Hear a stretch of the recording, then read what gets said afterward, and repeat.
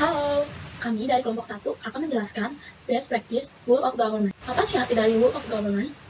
Rule of Government merupakan sebuah pendekatan penyelenggaraan pemerintah dengan menyatukan upaya-upaya kolaborasi dari keseluruhan sektor, baik dalam ruang lingkup koordinasi yang lebih luas, guna mencapai tujuan-tujuan pembangunan kebijakan, manajemen program, dan pelayanan publik. Mengapa Rule of Government? Karena adanya faktor-faktor eksternal seperti dorongan publik dalam mewujudkan integrasi kebijakan, program pembangunan, dan pelayanan agar tercipta penyelenggara pemerintahan yang lebih baik.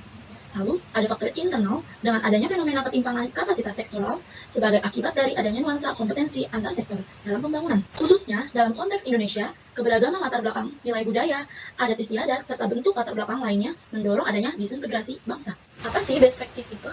Best practice adalah suatu cara yang efisien dan efektif untuk menyelesaikan suatu tugas berdasarkan prosedur yang dapat diulang dan telah terbukti manjur untuk banyak orang dalam waktu yang sangat lama. Best practice dalam penerapan Rule of Government adalah adanya budaya baru dalam pelayanan dengan memanfaatkan kemajuan teknologi dan informasi. Kedua, pemanfaatan teknologi yang mudah diakses oleh semua kalangan. Ketiga, pendekatan kebijakan yang terintegrasi dan sederhana. Keempat, adanya efisiensi waktu dan biaya. Dan yang terakhir, tidak ada tumpang tindih dan ego sektoral dalam pemberian pelayanan. Implementasi Rule of Government di Kementerian PUPR pada bencana, yaitu mitigasi bencana.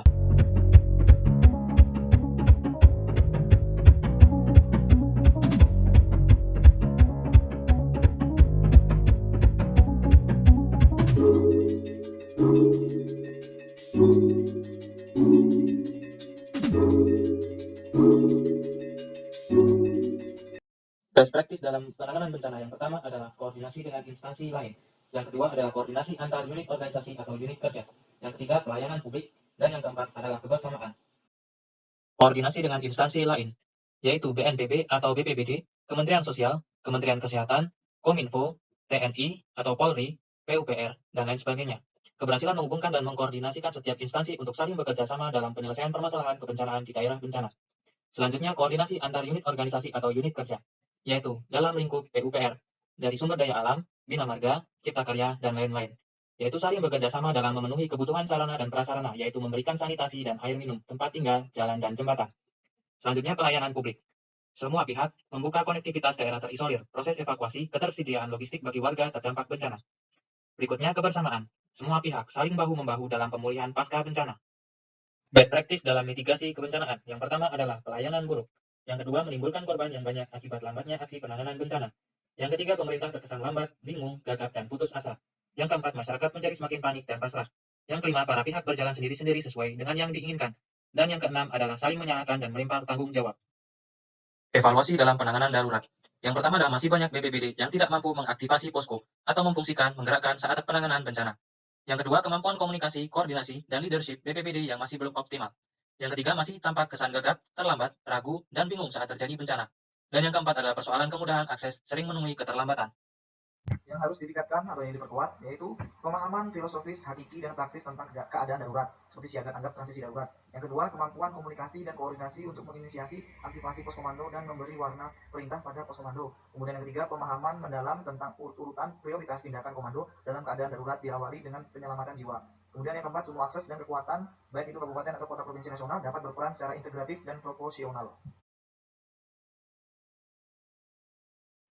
Kemudian untuk faktor kunci keberhasilan, di mana memiliki tiga, yaitu komunikasi, koordinasi, kepemimpinan. Apabila ketiga ini saling terpadu, koordinasi, integrasi, maka akan mendapatkan keputusan yang tepat pada saat penanganan darurat. Kemudian prinsip dalam penanganan darurat bencana, yaitu cepat, tepat, prioritas, dapat diklasifikasikan sebagai transparansi dan akuntabilitas, di mana penanggulangan bencana dilakukan secara terbuka dan dapat dipertanggungjawabkan di mata hukum. Kemudian yang kedua itu koordinasi dan keterpaduan, dapat diklasifikasikan sebagai kemitraan, di mana kemitraan itu penanggulangan bencana dilakukan oleh semua pihak bekerjasama dengan pemerintah. Kemudian berdaya guna dan berhasil guna dapat diklasifikasikan sebagai pemberdayaan, yang dimana artinya semua individu atau masyarakat dapat melakukan atau membantu proses penanggulangan bencana. Analisis video berdasarkan prinsip-prinsip dalam World of Government. Yang pertama, kolaborasi, yang dimana pelibatan semua stakeholder seperti pemerintah pusat, daerah, TNI Polri, PUPR, BNPB, LSM, masyarakat bersinergitas dalam penanganan kebencanaan. Kemudian kebersamaan dalam pemenuhan kebutuhan dasar korban terdampak dalam seperti pemenuhan kebutuhan pelayanan kesehatan, psikologis, air bersih, pangan dan sandang, penampungan atau kepentingan korban terdampak bencana.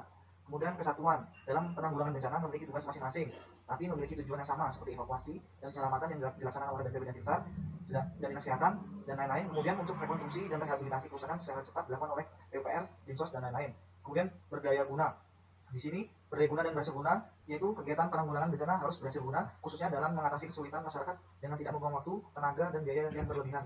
Sekian dari kelompok kami yang dapat kami paparkan. Sekian, terima kasih. Wassalamualaikum warahmatullahi wabarakatuh.